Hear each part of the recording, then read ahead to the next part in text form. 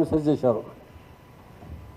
అప్పుడు రేవంత్ రెడ్డి గారు, రాహుల్ గాంధీ గారు, ప్రియాంక మేడం గారు తెలంగాణ వచ్చే 6 గ్యారంటీ ఇచ్చిన నియర్లీ 420 ప్రామిసెస్ చేశారు. మైనార్టీ కోసం भी చాలా ప్రామిసెస్ చేశారు. ఒక్కటి ఫిలప్ చేయలేదు. బడ్జెట్ కోసం చేశారు, బడ్జెట్ भी సరిగా ఇవ్వలేదు, శాంక్షన్తో చేశారు. ఇప్పుడు నియర్లీ 19 months కంప్లీట్ అవుతున్నారు, ఒకటి మైనారిటీ మినిస్టర్ లేదు. కేసీఆర్ గారు మహాన్ మహాత్మా లీడర్ ఉన్నాయి, ఆయన ఒకటి చీఫ్ మినిస్టర్ ఓత్ తీసుకోపోతే అప్పుడు హోమ్ మినిస్టర్ అంటే ముస్లింకు ఇచ్చిన, హిందూ ముస్లిం గంగా జమున తహజీబ్ అంటే ఆయన దగ్గరే ఉంది. రేవంత్ రెడ్డి గారు ఖాళీ మాట్లాడుతున్నారు, ప్రామిసెస్ చేస్తున్నారు, ఇంప్లిమెంట్ ఏం చేస్తలేదు. ఈరోజు కొత్త ఇష్యూ, ఇమాం మౌజన్ గారికి इनकम सर्टिफिकेट कावाले अंटे. मैं यही पूछना चाहता हूं कि हमारे इमाम और मौजूद हजरत कहाँ से लाएंगे, इनकी इनकम ही नहीं है. केसीआर साहब जिस तरह दिए थे डिक्लेरेशन के ऊपर, मस्जिद कमेटी वाले अटैच करे तो इमाम मौजूद हजरत को 5-5 हज़ार हदिया दिया गया. रेवंत रेड्डी साहब क्या बोले, इमाम साहब को 12,000 देंगे, मौजूद साहब को 10,000 देंगे. अरे 12 भी गए, 10 भी गए, अब तो नए चेहरा लगाकर 50% लोगों को कट करना चाह रहे हैं. शॉर्ट पीरियड देकर सारे लोगों से कहा जा रहा है कि आप इनकम सर्टिफिकेट, आधार कार्ड सबमिट कीजिए तो हम इंक्वायरी करने के बाद पेंशन देंगे. ये गलत तरीका है. हम कई 2 दिन से हम कोशिश कर रहे थे. माइनॉरिटी सेक्रेटरी शफीउल्लाह साहब से कल का अपॉइंटमेंट लिए थे.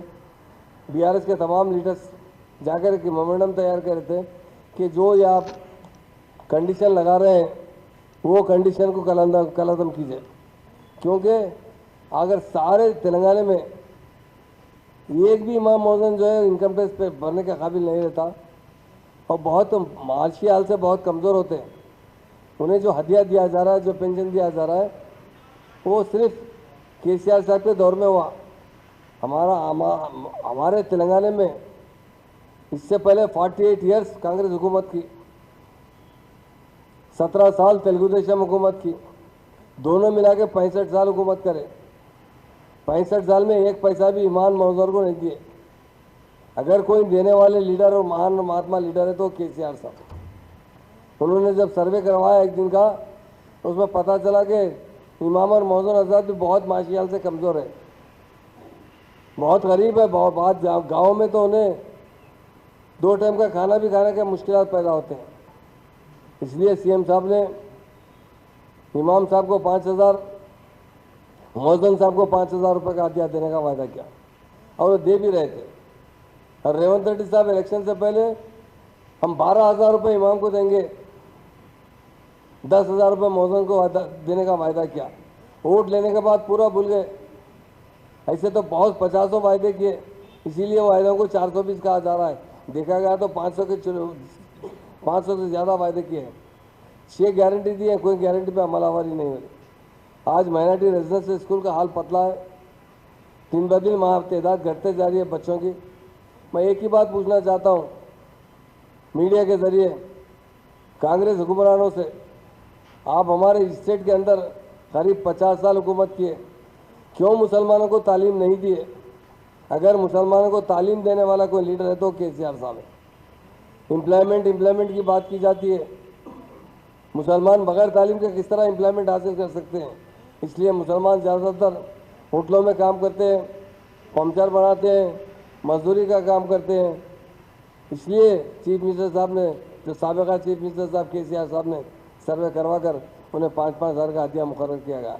और इन्होंने उसे 10,000 और 12,000 का वायदा किए. वो 10,000 12,000 भी गए, अब 5,000 का भी उसके लिए कई कंडीशन लगाए जा रहे हैं. हम इसकी सख्त मजम्मत करते हैं.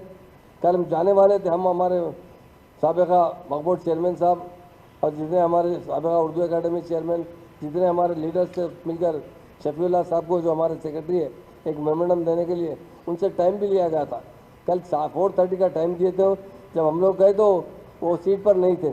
पता चला कि वो जो है वहाँ डिप्टी चीफ मिनिस्टर ने बुलाए, उनके काम से गए हैं. वो ठीक है, कोई बात नहीं, पर हम जो उसी वक्त हम क्या करें. और हमारे लीडर्स मिलकर बैठे थे.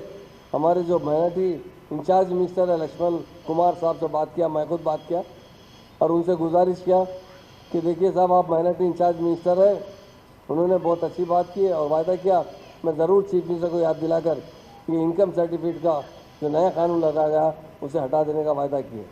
इसलिए दिन ब दिन जितने 19 महीने के अंदर हम देख रहे हैं हमारे रेजिडेंशियल स्कूल की तादाद कम होती जा रही है। प्री मैट्रिक पोस्ट मैट्रिक का स्कॉलरशिप भी, प्री मैट्रिक तो सेंट्रल गवर्नमेंट की जानिब से दी जाती है और पूरे लोगों को नहीं दी जाती है। केसीआर साहब ने उस वक्त जो चीफ मिनिस्टर थे उन्होंने जितने बच्चों को दे सकते हैं सेंट्रल गवर्नमेंट से, माँ बाप के बच्चों को केसीआर साहब ने ये अमाउंट फराहम किया और उन लोगों को दिया। उसी तरह पोस्ट मैट्रिक स्कॉलरशिप, आज बच्चों को कॉलेजों में बड़ी तकलीफ हो रही है।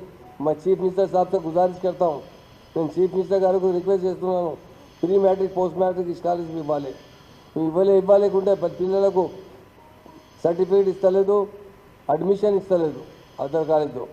నేను గవర్నమెంట్తో ఎవ్రీ టైం చాలా ప్రామిసెస్ చేశారు, ఇంప్లిమెంట్ ఏం చేస్తలేదు.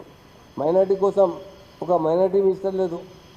ఏముంది ఇది గవర్నమెంట్ ఎట్లా నడుస్తుంది బడ్జెట్లో అంటే ఎప్పుడు శాంక్షన్ చేస్తలేదు.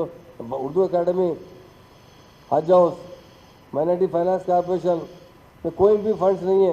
पूरे चेयरमैन से हम जब बात करते तो वो कहते हैं हमारे हाथ में कुछ नहीं है, हमारे पास एक पैसा नहीं है। तो हम हुकूमत से गुजारिश करते हैं, चीफ मिनिस्टर साहब से और अदर मिनिस्टर से, कैबिनेट में डिसीजन लीजिए आप, माइनॉरिटी के जो डिपार्टमेंट से जो भी उन्हें अच्छा सा बजट दीजिए ताकि वो अच्छी तरीके से काम करें। और जो बच्चों का स्कॉलरशिप रुका है, post matric scholarship immediate release कीजिए ताकि वो स्कूलों में उनके जो सर्टिफिकेट रुके हैं वो उन्हें हासिल हो सके। उसी तरह इमाम और मौजूद हज़ार को जो इनकम सर्टिफिकेट है वो इमीडिएट उसे बर्खास्त किया जाए और जिस तरह उनका डिक्लेरेशन के हिसाब से उन्हें यकीनन पैसे रिलीज़ किया जाए। और आप जो इजाफा पैसे देने का वायदा किए थे, आप 12,000 इमाम साहब को, 10,000 मौजूद साहब को देने का वायदा किए थे, वो भी दिया जाए। कि जब से कांग्रेस हुकूमत आई है सिर्फ मुसलमानों को वायदे किए जा रहे हैं, तमाम कौम लोगों को भी वायदे किए जा रहे हैं। बजट एक पैसे का नहीं है, काम एक पैसे का होता नहीं, मगर बड़े बड़े वायदे किए जाते हैं। रेवंत रेड्डी साहब हमारे जो चीफ मिनिस्टर साहब तो वायदे करने में बहुत माहिर है और बोलना भी बहुत अच्छा आता है। मैं यही गुजारिश करता हूँ, आज हमारे सारे लोग आज यहाँ मौजूद है। हमारे साबिका वक्फ बोर्ड चेयरमैन मसीहुल्लाह खान साहब है यहाँ पर, हमारे मुखी साहब, चंदा साहब, हमारे बदर भाई साहब सीनियर लीडर है, हमारे मुनीर भाई साहब सीनियर लीडर है, हमारे हम उमर साहब है और हमारे उर्दू एकेडमी की